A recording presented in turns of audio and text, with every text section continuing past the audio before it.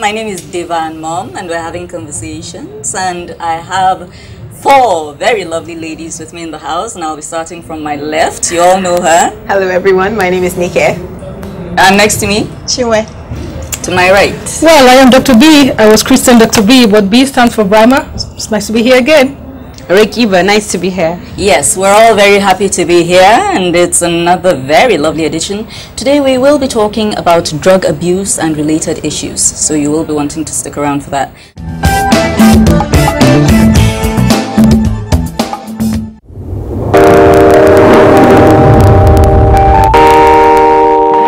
When there's a child out there that's not getting the same that your own child is getting, the difference will tell, and there will come a time in the society where that child is going to take his pound of flesh. Where you can actually, everything from watching a program with the child, you can start up the conversation from something on the TV and say, oh, you know. For me, it's like, hurry up with this business. And the other one said, Auntie, it's not about me, it's about the guys, they're not ready to marry. Yes. If she wants to ask something, no, I know my mother very well. In fact, the most interesting one is when I put up pictures on WhatsApp, you know, Snapchat filters and all that, she will call me. Remove that picture. I got tired of all that and I said,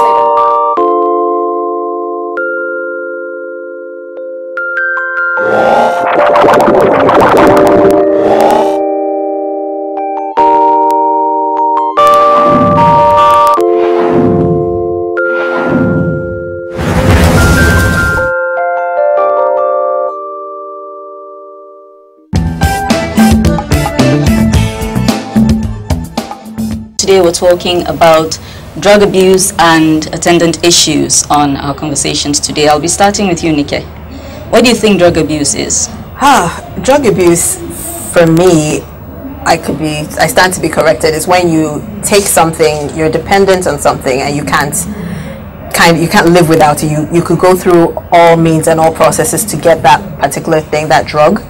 And it could be anything. I know there are different things from sniffing gum to tablets and, you know, some other advanced things, but I guess the doctor will put me, you know, on the right path. I deliberately started with you because I want us all to give our layman's views on what drug abuse is. So Chinwe, what about you? Yeah, it's substance abuse. It could be something as simple as painkillers, Panadol for instance. It could be even cough syrup. I hear some people get high from using coughs, taking cough syrup just to maintain some kind of high or something. And it could be hard drugs as well, you know, like marijuana and stuff like that. So, yeah, I think it's making it control you, controlling it basically. Okay. And what about you? What do you think? What's your view? Well, I feel when you're talking about drug abuse, it has to do with taking drugs without a prescription. Yeah, that's what I tend to think it is too. Yes, when it's not needed, or when maybe you have an ailment and it's been prescribed to you for a certain period of time, but you exceed that period of time and you keep using it. For me, that's drug abuse. So this is where we bring you in. Yes. Let us know where we've gone wrong. What we said right. Everybody, you know, has an idea of what drug abuse actually is. Okay. It's either a drug or a substance. So it's a substance abuse or it's a drug abuse. Ordinarily, what comes to mind when somebody says drug abuse is when you use a medication beyond its use. And I'm not just using it beyond its use, misusing it, meaning if you are asked to take 2 tablets 3 times a day, you take 2 tablets 4 times a day. Right. Or you take 1 tablet 3 times a day. So as minor as that, it's already edging into abuse. Already edging into abuse. Okay. Now the abuse that people's mind tend to go to, it's not this abuse that I've just described. Yeah. This abuse, in medical term, is not an abuse per se. It's non-compliance. Yeah. Okay. You're not complying with the dosage regimen for that particular medication. Okay. Now, drug abuse, the real drug abuse, the real substance abuse that we want to talk about today is the pattern use. When you use a substance in a pattern format in such a way that it causes harm to you and causes harm to other people around you. Psychological harm, social harm, physical harm. That is when we're talking about the actual drug abuse that breaks home, families, and causes death. I've heard that alcohol is a drug. Yes, it is. Please explain. Now, the substance abuse or the drug abuse that we're looking at today, we're not talking about the abuse of anti-malaria or antibiotics or painkillers. paracetamol. We're talking about the abuse of substances like alcohol, like cannabis, like marijuana, like cocaine, like heroin, like stimulants, hallucinogens, inhalants, cough syrup, like she talked about, antihistamines. And a law for cough syrup is the codeine in it.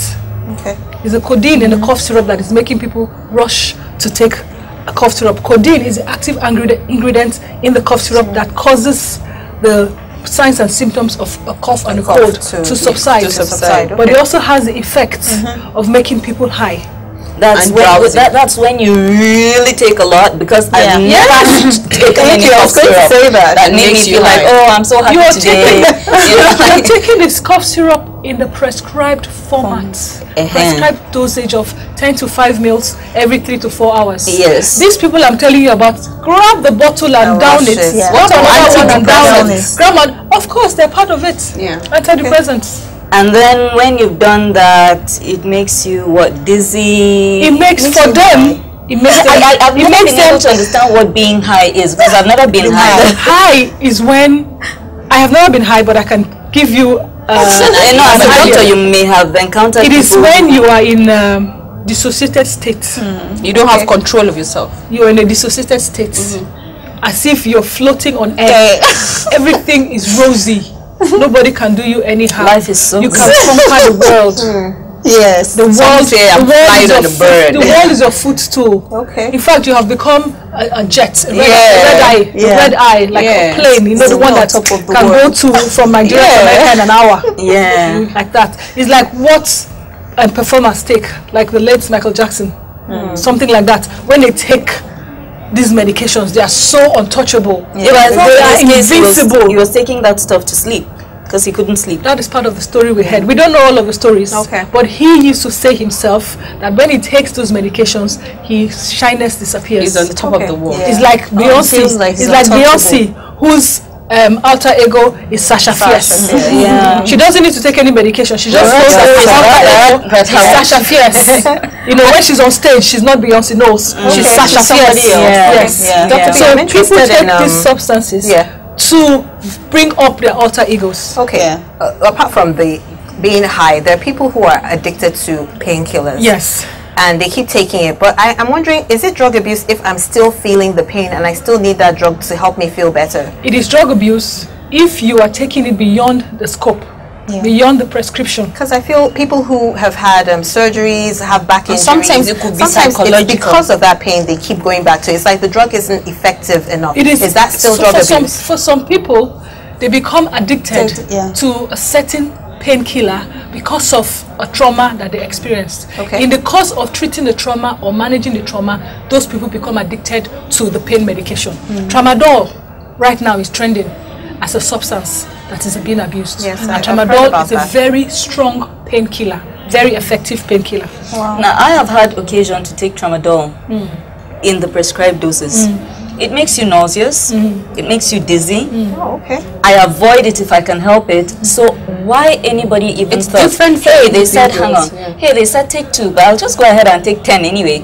I don't understand, because even the 2 ruins my day. You know, I'm like in a fugue state. I'm not quite there. Lethargic? Are you like tired? Lethargic. I want to sleep a lot. I feel like throwing up and all of this. And then somebody thinks it's a brilliant idea to go take 5 tablets? How does that A lot start? of people react to these medications. For you, it makes you nauseous. For some other people, it makes them high and fly. That's it. It makes them high and fly. You know, the thing is, when I gave you my definition about drug abuse, we talked about the psychological effects, the social effects, the physical effects. These are the effects that these people that engage in substance abuse do not realize. That is why we have people like organizations like AA and NA, Narcotics Anonymous and Alcoholic Anonymous. Do you have them in Nigeria? We have them in Nigeria. Oh, really? We Support do. groups like that? Yes, we do, but they are inconsistent and small. They are inconsistent and small, and they are still very much under the radar. They are hiding. Why? And who wants to be stigmatized? That's another thing. Nobody wants to be stigmatized. And you know the thing that is quite baffling. like what I learned recently from the NDLE, the National Drug Law Enforcement Agency. They put out a paper saying that 40%, as much as 40% of youth between the ages of 13 and 25 are engaged in one form of drug abuse or the other. Very true. Wow. As much as 40%. Very true. And it is not the regular drugs that we think. It's not the regular cannabis or marijuana or cocaine or heroin. That's not what they're taking. It's not even alcohol or tobacco. What are they taking? They're sniffing gum shoe glue. Or be shoe gum glue. Whatever they call it.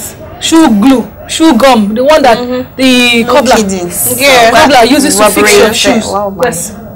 They boil it and they sniff it. And it makes them inhale it. Okay, let's not be too specific about the house. No, but we have to be specific because this is what parents need to look out for. Because my concern is some people might learn from some might learn from this. No, but in the course of people wanting to learn, in the course of people wanting to learn and wanting to go and experiment, mothers who have noticed their kids doing this will begin to realize that this is why he's failing his grades in school. This is why he has insomnia and can't sleep. This is why he's suddenly aggressive. Why he's always with the cobbler. This is why he's always with this little girl. This is why all the monies in this house are disappearing because he's buying shoe glue. And now something else that these kids do that is not like inhaling the normal drugs that we know. They inhale methylated spirits. They inhale methylated spirits. Methylated spirit that we talked on our last show about using it to clean your hair and all of that. Children inhale it. And it makes you high too. It makes them high. In your sleep state, you go and pee in the toilet. You don't flush. Okay, imagine you live in a house with 4 people. And all of you are living in it. It's a nice house, but maybe there are 4 boys in the house and 2 girls. The girls are in their own room. The boys are in their own room. They have a room for visitors. Mom and dad are in the other room. The nanny is in the other room. So the house is full. Now these 4 boys go in the WC.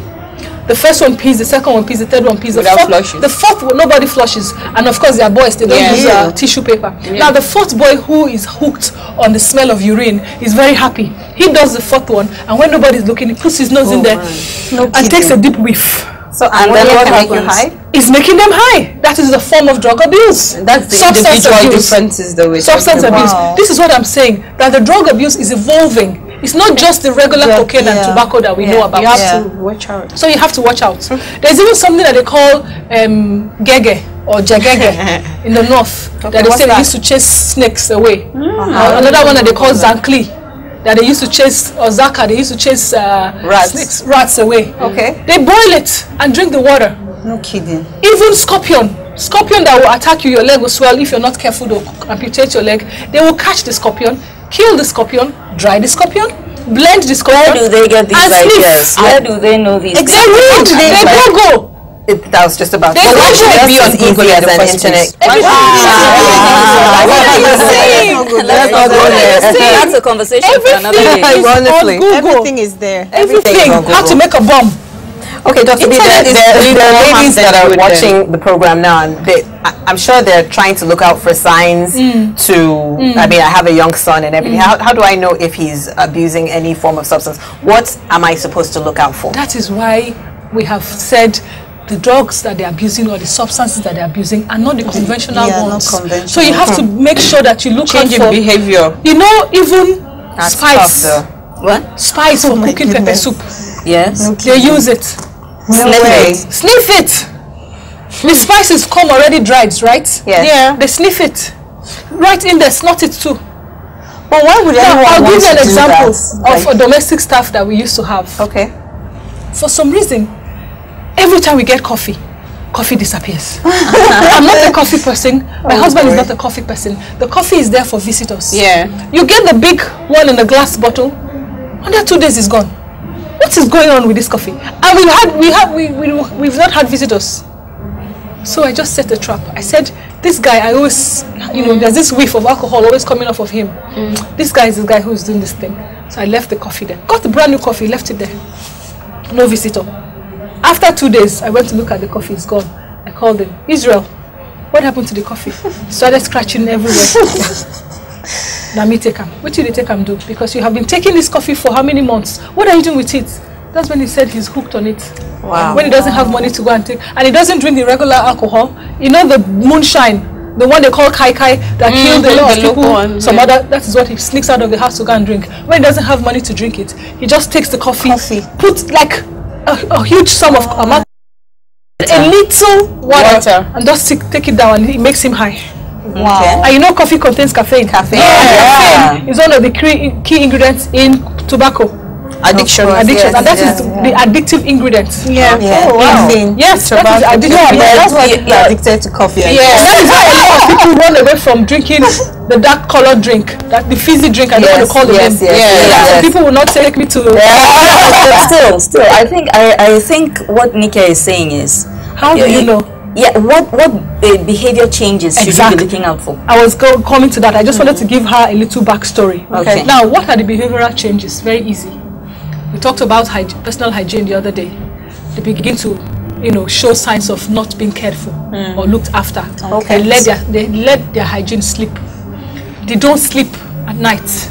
They are fidgeting all the time. They begin to cut school. They can't look you in the eye. Things begin to get missing from home, especially monies and valuables, because they need to maintain that habit.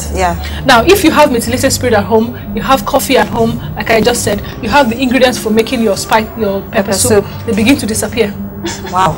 These are and sleeping excessively sometimes. Yes, sometimes it's actually both sides of the spectrum. Yes, either side. They are sleeping excessively or not sleeping at all, and they are agitated. They are talkative. They are impulsive. Sometimes irrational. Their rate of impulsivity increases. They are aggressive. They will suddenly rape their younger sister, or slap someone, or murder someone, asking for money, or steal. They're stealing. All of things. You normally calm, quiet, nice boy or nice girl, because it's a pity girls have joined them. Unfortunately, becomes something that is turned into something you do not recognize.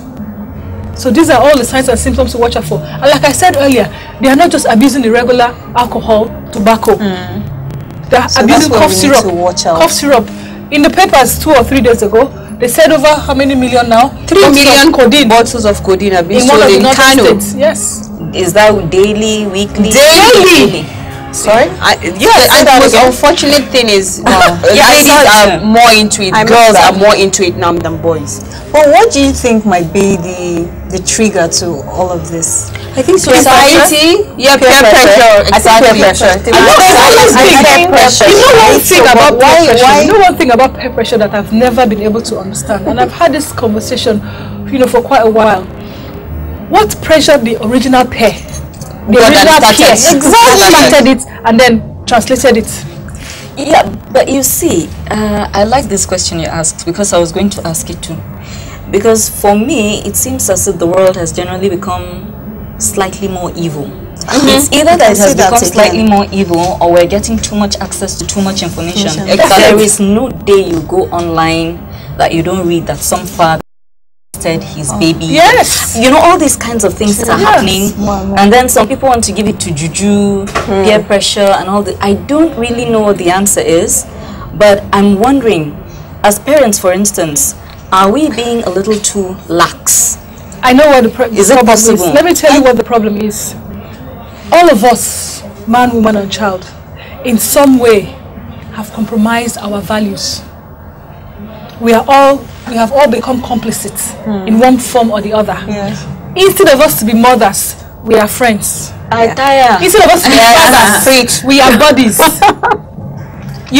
So we are. It's like a popularity contest in the house. And the society has become gradually too permissive.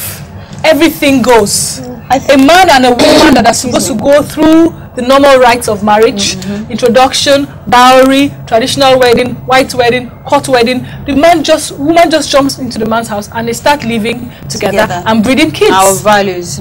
Our values have deteriorated. That is why I said that I think I know what the problem is. We are all compromised in one way or the other. We have compromised our values. I think some people would argue too that that these things have always happened. It's just because of technology now that we get to hear of the frequency or the occurrence, that these things have always happened. You have a point. Maybe I think maybe what you're trying to say is we are getting more reportage. Exactly. We're getting more reportage. Yes. And then with the advent of technology, it's easily spread out spread out. Yeah, like outside know, access to technology, information. You know. Yeah, and then apart from that, new ways of sinning.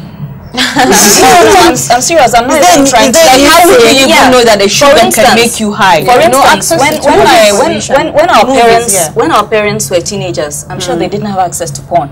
Yes. I don't know about that. That's what I'm saying. That sometimes let's not talk about the availability of the technology.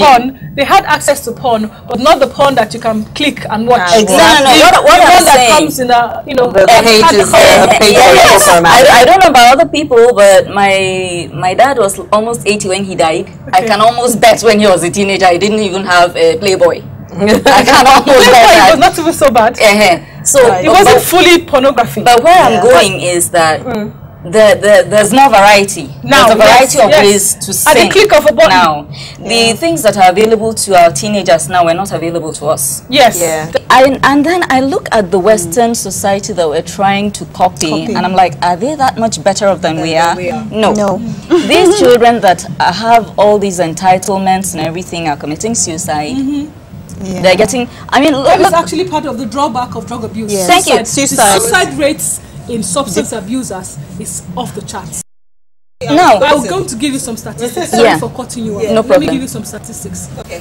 Do you know that as of 2015, of course, statistics in Nigeria is a bit, not there. We have, paucity of, data on drug abuse and substance abuse. But worldwide, 27 million people are currently addicted to one form of substance or the other.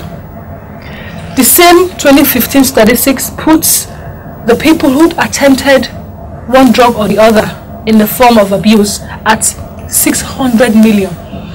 Okay, so the 27 million are the ones who are already successfily addicted. Currently addicted. Then the 600 million are the ones who are actually toward. Yes. Yeah.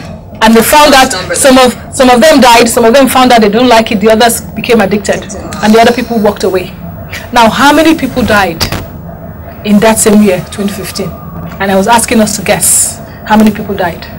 Tell us. 500,000 out of 600. Out of 600 million. That's 80%. No, more than that. Less than that. We have 600 million people died in the process. Died as a result of being addicted, suicide, committed suicide, tried to rob somewhere and they were shot. Oh my God. Molested someone. Drug-related. And then we're not just talking about murder, suicide, rape, breaking and entry. What about highly, promiscuous behavior? Yeah, I understand that particularly comes out with girls. Because like I said earlier, this is like a spectrum. It goes from substance abuse to addiction. And when the person becomes addicted, it's a whole different story. It's a whole different story. From engaging in high-risk sexual behavior, coming down with STDs, unwanted babies that they will have, losing your job, push the babies out, dump them in a trash, go and look for the next fix. It's that bad. And then these babies, if by God's grace they survive, they also have their own issues. And do you know that drug abuse or substance abuse comes on as a result of two factors? One, it could be genetic, or it could be a learned habit. So it can be genetic. Yes. It can be genetic, or it can be a learned habit. Yes. If your parents are alcoholic, you're genetically predisposed to become an alcoholic. So you want to avoid alcohol as much as possible. And there are some families that you may have noticed, they'll tell you alcoholism runs in that family, or drug abuse runs in that family. Not because you can be genetically predisposed, or it can be a habit that you learned as a result of peer pressure, or watching others do it. So let me try, and you get hooked. Dr. You talked about mothers out there and how the kind of things they should look out for, the factors, the behaviors in their teenagers. So if my teenager is abusing a substance, tell me about a typical mommy intervention. What am I supposed to do? Do I meet the child up front? Do I get the man of the house, the daddy of the child involved? Because it could ricochet, it could go the wrong way. The child could get violent. So how would you advise anyone listening? Okay, I think my son has a problem. What do I do now? Now the thing is, you don't think that your son has a problem. You have to confirm. You have proof. that your son has a problem. Okay. Let's take, for instance, your child is hooked on cough syrup, is hooked on methylated spirits, and is hooked on coffee. And I don't mean the kind of coffee that somebody will say, if I don't take 3 cups of coffee a day, my day has not started. I mean the one of that little Nescafe pack, tin. The child takes it in 1 second. That is what I mean by being hooked. Wow. Now you gather your evidence. We all have phones with cameras. You gather your evidence so that this child will not use bravado and say, Mom is a lie, it's a lie, it's a lie. You gather your evidence. Okay, so that certainly involves a certain degree of spying. Of course! We are allowed to spy on our kids. We're allowed to spy. We're allowed to spy. If you're under 18, I'm spying on you. Live in my home, we live in Nigeria, you're under 21, I can spy on you. That's the only way you get to find out I am spying on you for your own good. Like they say on social media, come and beat me. I want you to be a useful citizen in future. Yeah. So I will spy on you. Yeah. Now when I gather my evidence, I take the evidence to Daddy. And I say to Daddy, this is what I have noticed over the past few weeks or over the past few months. And I have gathered this evidence and I want us to have an intervention. We're going to stage an intervention. And now, the staging of the intervention that we're going to do is in such a way that it will not have a boomerang effect, like she said. Now, that son must have a friend or someone that he looks up to. Yeah. That he is afraid to disappoint. Now, we're going to also get that person in the intervention. Yeah. Now, when every party is involved, is ready, we're going to sit the child. You know the way you have surprise, happy birthday. We're going to have a kind of scenario like that. And then before you even have that kind of scenario, you have your evidence, you have the people to support you in the intervention. You're also going to have a story of someone who was once addicted and overcame the addiction. Okay. And then you're going to have a story or a photo or a video stream of someone who is currently, struggling, who is addicted, who is in chains like they do in Nigeria, in a psychiatric ward somewhere. And then when you stage your intervention, it will be full and complete. I've seen these interventions done. What I want to ask is the intervention at this point where you're bringing in third parties, is that not like a last-ditch effort? No. Should that be the very first thing you do? No, because if you do the intervention between mommy and daddy, he knows mommy and daddy now. At the core of the whole intervention, they love him. He can and they will accept him in whatever way. He can be unruly, he can walk away, he can do whatever he wants to do. But if you bring actual people who have gone through it and overcome it, who have been treated and looking like crazy people, and a mentor that he looks up to, everybody pitching in their own 2 pence to tell him that this needs to stop. And of course you have the evidence of him creeping around, sniffing and inhaling. It will stop. Because it's not only mommy and daddy who can solve it. Mommy and daddy will talk. The moment he walks away, say, I'm sorry mommy, daddy, I won't do it anymore. He's going to inhale the next, the one that he has put away. Yeah, part of the intervention, does it include you not giving him access to cash? Because sometimes when they have, much cash available at their own disposal, it tends to give them a room to do whatever they like. Of course. To have access to these hard drugs. And it's like telling someone you're grounded, or I'm taking your cell phone, or I'm taking your laptop. Yes. Yes, it's part of it. But sometimes they go all the way to steal. Yeah, they're already stealing. We already mentioned it. Part of it is they become social anathema. They have antisocial behavior. They begin to do all sorts of things that they would normally not do because they are under the influence of these substances. So we do not want to do just a mommy-daddy intervention. It will not work. Mommy-daddy interventions do not work. Wow. You need to bring third parties in. That's so sad. And when you bring third parties in, they know that it's beyond the walls of that house. Yes. People outside know. And they're embarrassed by that. Exactly. That is even part of the reason why you're bringing third parties in. You want them to know that not only mommy and daddy knows now. He knows, she knows, they know. And prayer too. Of course. Prayer. If you need to bring the imam in, sometimes, if you need to the imam in, if you need to bring the pastor in, you do that. Because all of these people are going to help. You have to look to at make sure that angles. Intervention works. Which is what they say. It takes a village.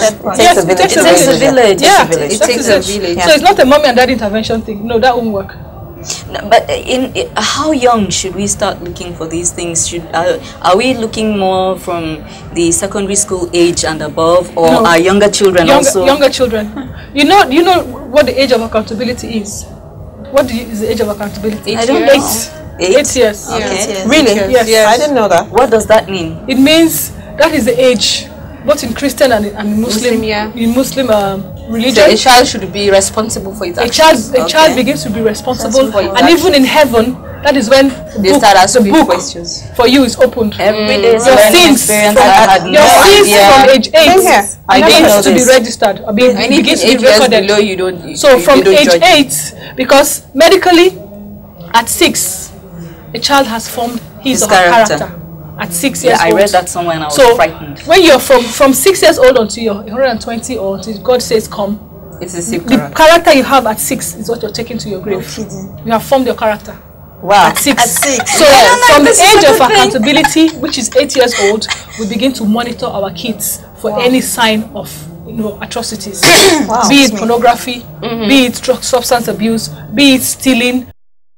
You begin to monitor because that is also when they're being monitored and recorded. But this drug abuse, does it have anything to do with society and the kind of friends you keep? Yes, of course. That's where the peer pressure and the comes community. in. Yes, there are communities. There are communities I heard. Pardon me to say that I heard in the north. There's a drink. I've forgotten the name of it. Is in Jos. Is a kind of local alcohol.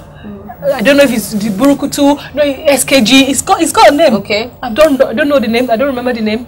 It is a culture to drink it from sunrise to sunset, from Monday to Sunday. Is it moss? I keep No, hearing moss. no, it's not that one. It's got a funny long name that they have shortened to 3 letters. Maybe Burukutu because that's That's it. That's Burukutu. Yeah, Burukutu. That's it. BKT. That's it. Burukutu. It is I think I tried it before. another level of alcoholic concoction. Wow. It's fermented. What do they do? I don't know what it is. Corn, yeah? They keep it to ferment and then who it told me becomes about this says that they will drink, they will slump over, they are sleeping in the gutter, they wake up, after 2 or 3 days they top up. They top up. Okay. So I think it's like palm wine, fermented palm wine. That is the culture that we need to stop. Because whether they realize it or not, it is a patterned use of a substance that is slowly killing you. You'll be shocked that in that particular community, it's a measure of your manhood. They're not encouraging women to get drunk. And roll into the gutter. No cooking. Who will go to far? That is what we're talking about. So it's part of a cultural or a societal acceptance that we need to stop. Okay, what about misuse? Because I've heard that if you go out clubbing and you come home with just to prevent a hangover the next morning, before you go to bed, you should take paracetamol to go to bed. And then I have a friend also who, out of exhaustion and stress, after a very long day, she takes Panadol before she goes to bed, just because she's used to it already. How do you stop that? That is both misuse and abuse. Yeah. That is both substance misuse and substance abuse. Because she doesn't need it, or she thinks she might need it. Her body needs it. You don't need it. She might need it later in the night. You don't have a physical headache. She doesn't have a physical headache. She doesn't have any ache or any pain anywhere. She doesn't have any sore or any trauma anywhere. And then she's taking the paracetamol because it makes her feel good. What she doesn't actually realize is that she's addicted. Yeah. To paracetamol? Yes. Yeah, just once a day. And sometimes it can be a psychological problem. I think sometimes psychological. That's where I was going to Akiba. I think it's more psychological. Yeah, it's psychological. I don't think it's an addiction. What is addiction? It is. What is addiction actually? It's a psychological effect. It's a psychological thing. Your psyche is telling you, if I don't take this, I won't be okay. She might not even need it, but if she doesn't, because psychologically in her brain, she's registered. Psychologically, she's addicted to it. So she has substance abuse, and in her mind, it's just paracetamol. Anyway, paracetamol is a drug, and it's a drug, and it can do things to your liver. Drug. And it goes through the liver to be deaminated, goes through the kidney to be detoxified. So you're killing your liver and you're killing your kidney when there's no need to do that. Then one day when you're 60, you'll be wondering what on earth. Not even when you're 60. When you suddenly have the need for the paracetamol, it will not work for you. Because the plasma level of the paracetamol and the half-life of it, your body has already, the system is so used to it that they give you that same dose. When you need it doesn't work. So instead of you to take 1,000 mg of paracetamol every 8 hours, they're giving you 2,000, and then they're changing it all together to give you something stronger that you will even become addicted to later. Hi, my name is Jacqueline. I used to work in a bank, one of the famous banks in Nigeria. Coupled with my job as a mother, and a wife. It's been very stressful, going to work very early, taking care of the kids, coming back very late, and also taking care of the kids again after work and the whole day of stress. So with the whole stress, pains and everything, I ended up taking up paracetamol. I started with 500 grams, but it practically didn't do anything because my body system was so used to it because I overused it. I moved on to 1,000 grams, and I kept using it for a while. And later, it moved up again, mostly at night. I take 2,000 grams a day. So it became bad. My body system was getting weaker and weaker. Only for, after some time, I was admitted in the hospital where I was diagnosed with kidney and liver problem. It's been disheartening. It's been sad. I really don't know what to say. But why I'm here in the media to talk about this is because I want to give advice to other people out there. It's not been easy for me, so I know it won't be easy for others too. Try your best, even if you want to take medication, let it be done by the doctors. Let it be a prescribed one. We should all try to stop self-medication. It's not been easy. I've been heartbroken by this issue, and it's been sad. Totally, it's been sad. So everyone should be careful. And there are natural ways to, relieve all these pressures without taking drugs. Like, you could just take a cold drink. Hot drink. Hot aromatherapy. Aromatherapy. Yes. Massage, incense. Sometimes it relaxes me. Something that suits you. Something that scented candles. Even cocoa. A cup of cocoa. Okay. Ovaltine. They are going to have to pay us for this cheap commercial. Yes, milk works for me. When I'm tired, I take milk. For me, pass out. See, for me, when I'm tired, I'm so tired. I may have to wake up by 4:30 the next morning. And this, I'm looking at already 12 midnight. Do you know what I do? I go watch a movie. Or read a book. Just open the page in But my first go-to is to watch a movie.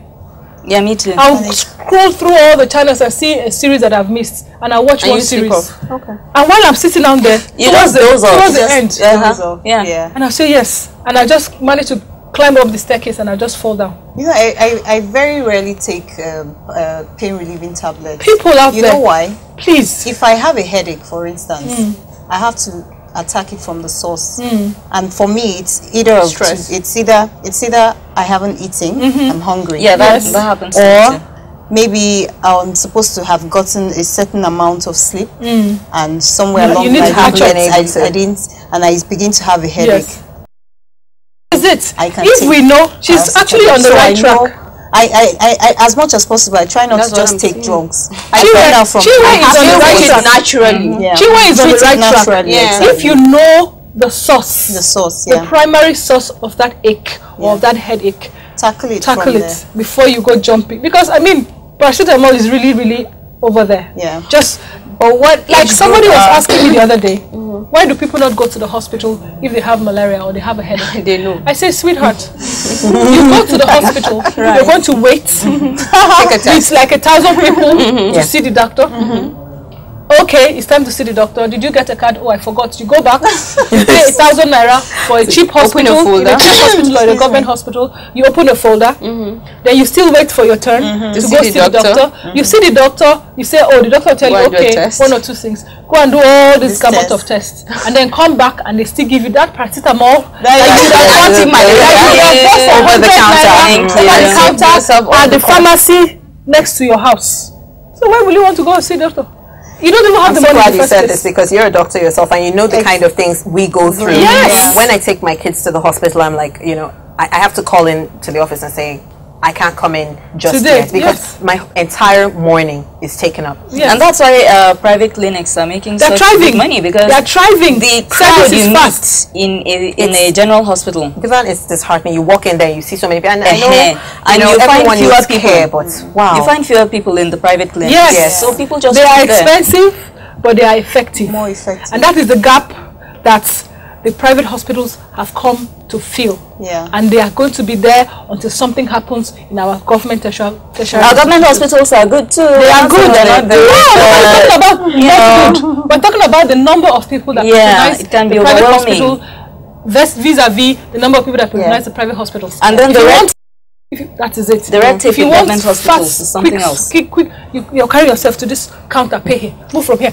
Come on, you guys. And you're already feeling ill, you know. So usually if I have the misfortune, quote unquote, of having to go to a general hospital, I always make sure I don't go alone. Yes. So that there's somebody who is doing the legwork. No, it's not even just a general hospital. Whenever you are ill, you must. As a rule, I don't go to hospital alone. If I can help matter it. of necessity, go to the hospital with someone. Must. Something could happen. Must. Never go to the hospital alone. Never. Wow. Yeah. Never. Okay. You must go to the hospital with someone. But is self-medication something that should be advised? Because, you know, if you don't go to a hospital, sometimes you could have the symptoms of malaria, but it could be malaria. Yes. It could be malaria 2+, which would you have to do like a combination therapy. Yeah. Even ordinarily, the common layman might not know, and he will keep on taking malaria, which will lead to drug abuse, because after taking, let's say, artesunate, and then you now go to Lonart, and then you keep taking those drugs and they're not working for you, so you need to seek for medical intervention. And that is why our pharmacies have been granted license to do the test. Quick rapid test for malaria. Yes. How many of the pharmacies do set up a small lab, and I'm like, where is this allowed? Technology? I didn't know that. No. You know the quick rapid test, RDT. They just take your blood, put in there. It says malaria or not. It doesn't say 1+ or 2+. It just says how many pharmacies do that. You know, I was going to ask you, and then what test must one go through? As in, is it blood test? Is it urine test? Because malaria, for malaria. For malaria, blood test, right? Because that is where the plasmodium is. Yes, blood test. Yes. It's blood test. Okay, Dr. B, what about? But there are different types of blood tests. There's a smear test, the one that is more accurate. Okay. And then there's a rapid test. Yes, malaria is ongoing there, but it doesn't tell you the rapid test one where they use that thing tube. Yes. Okay. No, that is a different one. Okay. That one is the pipette. It's a different one. The rapid test is they prick you there and they put the drop, just like for what's it called, fasting blood sugar. Yeah. They put it in a little, even for HIV. Shows, but it doesn't tell the same thing they do for HIV, and they just put it there. So it's a really? Yes, you have or no, you don't have. I didn't know it doesn't tell you how bad it is. Okay. So they just say, yes, you have malaria, and they give you the coactem that they've been trying to sell. And all of that. So self-medication is part of drug abuse? Of course. Of course. Okay. Yeah. It is. Okay. Dr. B, what about like the extreme consequences of drug abuse? I mean, some people actually start to lose. Some people end up in the psychiatry. In our discussion, we've already covered the consequences. So, but let's recap the consequences. First of all, hygienically, you begin to deteriorate. You look like a crazy person. You don't take a bath, you don't comb your hair, you don't use any of the nice perfumes you used to use before. You know, people begin to run away from you because you smell. All right, you lose your job, you can't keep a job, you lose your job, you drop out of school. Okay, now you become depressed, you begin to steal, commit suicide, kill other people, rape, engage in high-risk sexual behavior, come down with STDs, including HIV, and of course, we talked about death. Yeah. Suicide. And then for people who survive all of these, they become mentally deranged, or they are depressed, and they are thrown into the psychiatric ward and they are forgotten. But doctor, what age group are more susceptible to all this drug abuse? Yes, like we already mentioned the age group, and then 13 to 25. 13 to 25. Yes. Okay. And why is it that ladies are more into this? Does it mean that our ladies are like girls are not happy, or they are being neglected at home, or they have access to I don't understand. They want to feel more into it, but I think what we established was that ladies were beginning to catching up. No, I think they're far ahead. They're closing the gap. I'm telling you, they're far ahead. For real. Ladies smoke. They're far ahead. They inhale, they sniff, they inject, just as the men do. Okay. But I cannot categorically tell you that women are doing it more than men. The statistic that I have is for men. Okay. Being the leaders of the pack. Can you get addicted to shisha? What's shisha? That thing, the Arabian thing they smoke. Of course. Of course, Is it like a verse? Is it a form of smoke? I thought it is. Because it comes in flavor doesn't mean it's not. It's a And some people say it's actually more deadly than tobacco. Yes. Because it's inhaling. Yes. Okay. And it's more, you know, the thing about I really want to try that. You know, because it looks so cool. That is the problem. It looks cool and addicted. There's this thing they say about smoking. You being the passive smoker being that you're sitting next to the person, you're more at risk than the person that is actually doing an active exactly. smoker. That is why they have banned smoking in public places. Yes. Yes, to reduce. Has it been implemented? No, that's the problem. We have all these beautiful activities. And I think sometimes it starts from the shisha, like you're saying. Sometimes they put cocaine in it, they put caffeine, they put weed. Do you know all sorts of things in the shisha thing? Yes. Okay. And some of the flavors, like they say, make them high. Yes. Double apple, double this, double. There's a mixture they do. I Yeah. don't even know the names. Thanks for telling me. I've never smoked. I don't like smoke. You know, I was telling my husband, you know, this I really want to do this. No, you shouldn't. And what did your husband say? So that I was like, yeah, it looks cool. Actually, it looks cool. Sometimes they make bubbles with the smoke, and you be like, oh, yeah, you know the bubbles and all that kind of thing. Believe me, some of the flavors make you high, and most times they add up some substance in it. Thank you for telling me. So if anybody tries to offer you shisha, just like, nah, that is why I'm you okay. keep going back. Thanks for There's an telling me. addictive ingredient in there that makes you to keep going back. Wow. And do you know that the most successful drug dealers in the world do not touch the substance? How they don't? Of course they don't. They don't touch the substance. Please, Yes. don't. No. So that is what the people who abuse the substance do not know. And you know, prior to I'm a crime and investigation addict. Yes, I know that. Like my dad. Yeah. And prior to that, I used to be like, oh, all these countries that have a death penalty for drug pushers, they're so cruel. And it would, after all, they're just selling now. If you don't want, don't buy. I now realized that if you scratch the surface of crime just a little bit, you'll find drugs. Any crime at all is fueled by drugs. From prostitution, murder, stealing, armed robbery. But my question is, who is to rape. blame? The person that sells the drugs or the person that goes to buy the drugs? Both, because you owe yourself a responsibility We're not to looking not do we're that. not looking at the blame game when it comes to drug abuse. We're looking at eradicating it. And to eradicate it, you have to eradicate it from the source. And the source is the people. And the supplier. Who supply. Manufacture. Supplier. Yes. That is why it is so difficult. It is so difficult to eradicate because it's a crazy money. When we talk about cocaine, I'll be like, this is a white man thing. Where do you get cocaine in Nigeria? Coca leaves is right here. Oh, they make it. Yes, coca leaves. Cocaine. You get it, you dry it, you blend it. That's it. I have a strong feeling, right, that all this Boko Haram nonsense, IPOB, blah blah. You remember there was a time in Nigeria when NDLA, the fear of NDLA was the beginning of wisdom. Yes. Who was this fellow? Bame. You couldn't even put the Indian hemp thing in your hair. They were raining salon. Yes, you understand? I remember.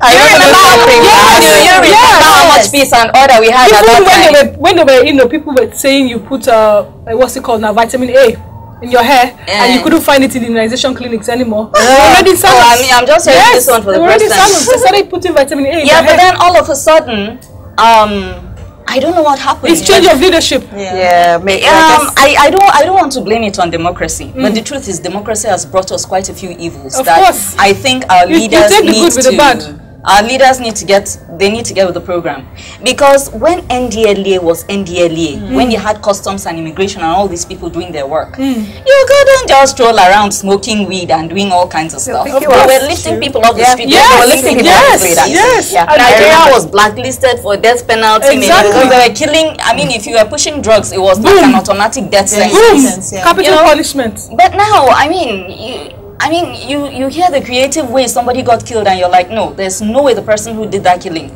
was in their right senses when they did it. Have you watched some of these Boko Haram videos? I refuse to watch, but I've heard stories. I don't like to watch. And nobody, I don't find that is why I have actually not on WhatsApp. Too much information. Oh my God, I don't believe there's anybody in their right senses who can use a chainsaw on a living, breathing human being who didn't do anything to you. Oh you have to be under something. Yeah, under they are. Because you know, even these young girls that they traffic for economic gains, yes, that's the first thing they do to them. They subdue them with drugs. Yeah. They keep you so cooked up, so high. You don't even know what you're doing. What exactly. When they begin to withdraw the drugs and you begin to have withdrawal symptoms, you yourself, you're the one asking for the drugs. You're the one asking, please give me whatever you want me to do, I'll do. And then they'll give her some more shots. And they'll say, you sleep with 200 men. And she'll say yes. To like, when you have a child that is going through all this drug abuse, addiction, is it advisable for you to take a child to like this institution that they usually call rehab, that helps a rehab institution? Oh yes, that is the next. Because most times when they go out of it back to their own society, it's like a relapse. We have rehabs. Exactly. We do. We have, but they are few and far between. We have. And are they functional? They are functional as like in the north. I think they mix it with the religious aspect. Of course, yes. In Nigeria, you cannot remove religion. You cannot separate religion from everything that we do, and it helps. That is our own way. But I've seen the case where after intervention, like after the rehab, 3 months back to the society, back to the community, access to everything. Has relapsed. Yeah, no, there are still relapses. There are relapses, there are cases of relapses, but there are cases of people who have successful. And these people that are successful, I think you have to show them so much love. You have to when they come back, understanding, and then you have to rehabilitate. Exactly, know what works for him, mental.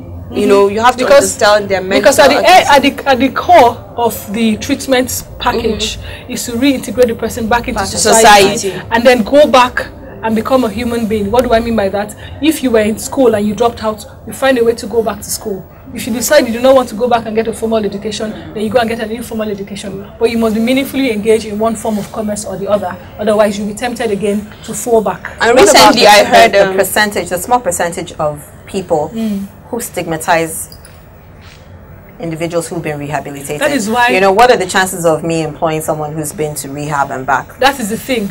That is why a lot of people who have, kicked the habit do not tell anybody because of the stigma. Yeah. And that is why they do not champion the cause for substance abuse. And that's why some parents do not take their children to rehab. They don't tell them I will never take him to rehab. Exactly. The world will judge him. The best thing that they do is to put him on the next available plane out of Nigeria. That's if they reach. That's for those ones. For those that are reach. But you know the funniest thing? The elites, the kids of the elites and the elites themselves are the ones that are most susceptible to the most expensive hard drugs, to the cocaine and the heroin. Then the people who are down in the social ladder are the ones that are taking the sugar, the methylated spirit, the codeine, and the likes. So the effects at the end of the day is the same. That's the thing. But the cocaine and the heroin kills faster than these other ones. We've spoken so much about effect, how to spot the signs and things like this. But with regard to triggers, we spoke about, we said peer pressure, right? Maybe seeing... Learned habits, picking stuff up. Predisposition. But have we, are we just glossing over the fact that emotional issue, even the way the home is, I wanted to say something recently. Could be a trigger. Recently, they said marriages, failed marriages. Yes, it can be a because trigger. The lady, for the ladies recently, because the lady doesn't want to go back home. Fear of being judged by the community. Back to her. You don't want to have an affair. Exactly. You don't want to have an affair. You can't communicate with your husband, and then your parents will be like, you have to stay, whether you're happy or not. Do you understand? Because you don't want to be judged by this. And these ladies end up, they need to find a solution. And the only way they can do that is by taking hard drugs to make them forget about everything. And for these ladies, the first hard drug that they come in contact with is alcohol. Alcohol. Cough syrup. A lot of housewives are alcoholics. And codeine. And codeine. Wow. Yes. So that you can sleep off all the whole day. Or antidepressants to make you sleep. Another and you thing forget all your worries. We'll need to be addicted to. We're running out of time. Something else in this scenario where we talked about an unhappy wife or an unhappy household. A lot of women turn to food and turn to alcohol. Yes. So you cannot say food can be a drug. Well, for right now, for right now, obesity is both a disease, is both an addiction, is both a psychological problem. Right now, not in Nigeria, in the developed country. That is where they have classified it. And how do you get obese?